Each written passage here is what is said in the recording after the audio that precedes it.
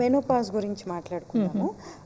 చాలా మందిలో hot flushes ఉంటూ ఉంటాయి, అట్లాగే మూడ్ స్వింగ్స్ అనేవి అసలు చాలా ఎక్స్ట్రీమ్ దాకా వెళ్ళిపోవడం చూస్తూ ఉంటాం.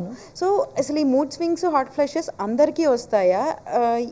దీన్ని పార్ట్నర్ ఏ విధంగా సపోర్టివ్ ఉండాలి? డెఫినెట్గా మెనోపాజ్ టైంలో పార్ట్నర్ సపోర్ట్ చాలా ఇంపార్టెంట్. పిఎంఎస్ కన్నా మెనోపాజ్వి ఎఫెక్ట్స్ చాలా గట్టిగా ఉంటాయి, కానీ అన్స్పోకెన్ అంటే చాలామంది మాట్లాడరు. మన కంట్రీలో మాట్లాడరు, కానీ అవుట్ సైడ్ కంట్రీస్ అందరిలోనూ women they are more independent.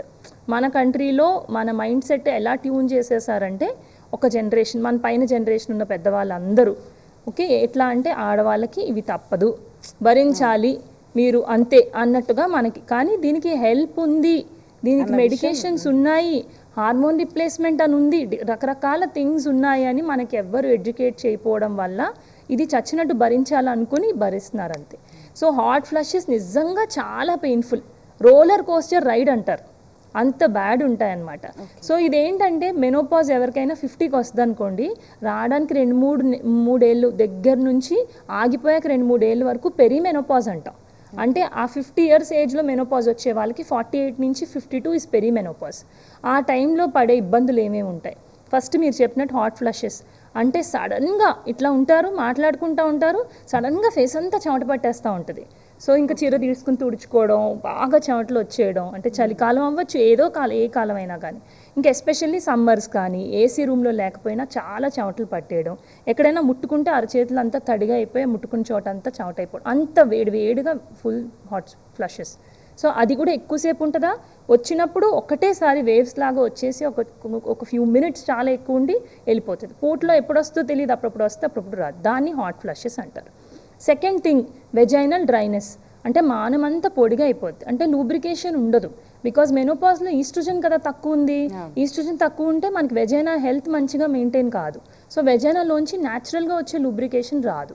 So మానం అంతా చాలా పొడిగా అయిపోద్ది. సో మానం పొడిగా అయిపోయినప్పుడు మనం యూరిన్ వెళ్ళే దారి, యూరెత్రా కూడా అక్కడే ఉంది. సో డెఫినెట్గా యూరిన్ వెళ్ళే దారి చుట్టూ ఉన్న ఎపిథీలియం కూడా అంతా అక్కడ ఏరియా అంతా కూడా డ్రై అయిపోతుంది. సో దానివల్ల యూరిన్ ఇన్ఫెక్షన్స్ వస్తూ ఉంటాయి, వెజైనల్ ఇన్ఫెక్షన్స్ వస్తూ ఉంటాయి. సెక్షువల్లీ యాక్టివ్ ఉన్న వాళ్ళు పార్ట్నర్తో కలిసినప్పుడు చాలా పొడిగా ఉండి విపరీతమైన పెయిన్ ఉండి సెక్షువల్ లైఫ్కి కూడా దూరం అయిపోతారు. దానివల్ల పార్ట్నర్తో రిలేషన్ ప్రాబ్లమ్స్ వచ్చే వాళ్ళు కూడా చాలామంది ఉంటారు. So second vaginal dryness. Okay, third mood swings, విపరీతమైన మూడ్ స్వింగ్స్. సో ఇది డెఫినెట్లీ మన బాడీలో ఉన్న హ్యాపీ హార్మోన్స్ ఎఫెక్ట్ అవుతాయి, బికాజ్ ఈస్ట్రోజన్ లెవెల్స్ తగ్గిపోతున్నాయి కాబట్టి. సో ఈ మూడ్ స్వింగ్స్ ఉండి యాంగ్జైటీ ఎపిసోడ్స్ వచ్చి చిన్న వాటికి కోపం రావడం, ఇరిటబిలిటీ అన్నీ చాలా ఎక్కువ ఉంటాయి. సో వీళ్ళందరికీ కూడా ఫస్ట్ లైన్ చెప్పేది ఏంటంటే general measures and yoga. Definitely మళ్ళీ యోగానే ఫస్ట్ లైన్, ఎందుకంటే యోగా తోటి బ్రీదింగ్ టెక్నిక్, రిలాక్సేషన్ టెక్నిక్స్ అని ఉంటాయి యోగాలో. ఈ బ్రీదింగ్ రిలాక్సేషన్ టెక్నిక్స్ తోటి హాట్ ఫ్లషెస్ వచ్చినప్పుడు నోరు తెరిచి డీప్గా బ్రీత్ తీసుకుని వదలమంటాం. సో అది ఒక 5 to 10 టైమ్స్ చేస్తూ ఉంటే వాళ్ళకి మెల్లగా ఆ హాట్ ఫ్లష్ ఎపిసోడ్ని తట్టుకోగలుగుతారు. At the same time AC room prefer చేసుకోండి, ఏసీ ఎఫర్ట్ చేసుకోగలిగే వాళ్ళు. అండ్ కాటన్ క్లాత్స్, అంటే బాగా గాలి ఆడే క్లోత్స్ ఉంటే అవి వేసుకోమంటాం. ఈ మానం పొడిదనానికి ఏం చెప్తామంటే లోకల్గా అప్లై చేసుకునే లూబ్రికెంట్స్ ఉంటాయన్నమాట. సో అవి లోపల వెజనాలో అప్లై చేసుకుంటే, లేదా బయట లిప్స్లో కింద ఇంటిమేట్ ఏరియాస్లో అప్లై చేసుకుంటే కొంచెం పొడిగా లేకుండా ఆ పార్ట్నర్తో కలిసినప్పుడు కూడా ఆ లూబ్రికేషన్ అనేది మెయింటైన్ అవుతుంది. ఇది ఫస్ట్ లైన్. దీనికి రెస్పాండ్ కాని వాళ్ళకి ఇవలాన్ క్రీమ్ అని కింద నుంచి అప్లై చేసే హార్మోన్ క్రీమ్ ఇస్తాం. దీంతో పాటు సోయా రిచ్ డైట్. ఇదంతా ఎందుకు? ఈస్ట్రోజన్ డెఫిషియన్సీ వల్ల. సో ఈస్ట్రోజన్ రిచ్ డైట్ తీసుకోవాలి. ఈస్ట్రోజన్ ఎక్కువ ఉన్న న్యాచురల్ డైట్ ఏంటి? మన బాడీలో ఈస్ట్రోజన్ ప్రొడ్యూస్ అవ్వట్లేదు, బయట నుంచి తీసుకోండి. బయట నుంచి ఎలా తీసుకుంటారు? ఈస్ట్రోజన్ రిచ్ డైట్లో సోయా చంక్స్ కానీ, మీల్ మేకర్ కానీ, సోయా బీన్స్, పల్సెస్ అంటే బఠానీలు కానీ, చన్నా కానీ, రాజ్మా ఇలాంటివి, పీనట్స్, నువ్వులు, ఇవన్నీ కూడా సోయా రిచ్ డైట్ అంటాం. ఫైటో ఈస్ట్రోజన్ అంటాం, సోయా రిచ్ డైట్ అంటాం. న్యాచురల్ ఈస్ట్రోజన్ అండి. ఫైటో ఈస్ట్రోజన్ అంటే ప్లాంట్ బేస్డ్ ప్రొడక్ట్స్ అనమాట. అవి బయట నుంచి తీసుకోమంటాం. ఇది సెకండ్ స్టెప్. దీంతో కూడా ఎవరైతే రెస్పాండ్ అవ్వట్లేదో వాళ్ళకి హార్మోన్ రిప్లేస్మెంట్ థెరపీ. అంటే మనకి ఏ హార్మోన్స్ అయితే ఆగిపోతున్నాయి, దానివల్ల కదా ఈ ప్రాబ్లం వస్తుంది, ఈ హార్మోన్స్ బయట నుంచి తీసుకోవచ్చు. అయితే ఎన్ని రోజులు తీసుకోవాలి?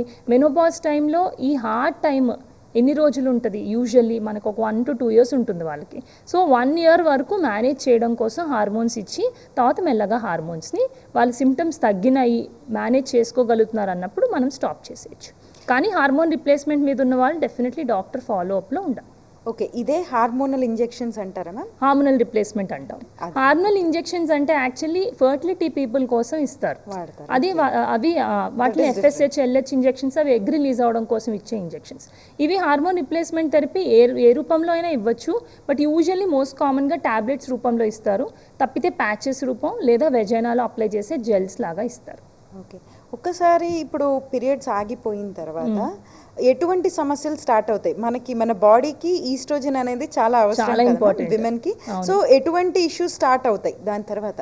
సో ఫస్ట్ థింగ్ ఏంటి అంటే ఈస్ట్రోజన్ చాలా ఇంపార్టెంట్ మనకి. దేనికి? First vaginal health. So definitely intimacy, పార్ట్నర్తో ఉన్న ఇంటిమసీలో ప్రాబ్లం వస్తుంది. బికాజ్ వెజైనా అంతా డ్రై ఉంటుంది. డ్రై ఉండడం వల్ల పార్ట్నర్తో కలిసినప్పుడు అంటే సెక్షువల్ ఇంటర్కోర్స్ టైంలో చాలా పెయిన్ఫుల్ ఉండడం, దానివల్ల అవాయిడ్ చేయడం లాంటి ప్రాబ్లమ్స్ ఉంటాయి. Second, urinary tract infections. అంటే యూరెత్రా అన్నాను కదా నేను, మన యూరిన్ వెళ్ళే దారి కూడా వెజైనా దగ్గరలోనే ఉంటుంది కాబట్టి అదంతా పొడిపారిపోవడం వల్ల రిపీటెడ్గా యూరిన్ ట్రాక్ట్ ఇన్ఫెక్షన్స్ వస్తూ ఉంటాయి. థర్డ్, వెజైనా అంతా లూజ్ అయిపోతుంది కదా, వెజైనా చుట్టూ ఉన్న మసిల్స్ ఏవైతే ఉన్నాయో కండరాలు అవి కూడా లూజ్ అయిపోతాయి. సో లూజ్ అయినప్పుడు ఏమవుతుంది, వెజైనాకి యూరిన్ పైప్కి ఉన్న సపోర్ట్ ఏదైతే ఉందో సపోర్ట్ తగ్గిపోద్ది. సో వీళ్ళకి మెల్లగా ఏజింగ్ తోటి తుమ్మినా దగ్గిన యూరిన్ లీక్ అనేది స్టార్ట్ అవుతుంది.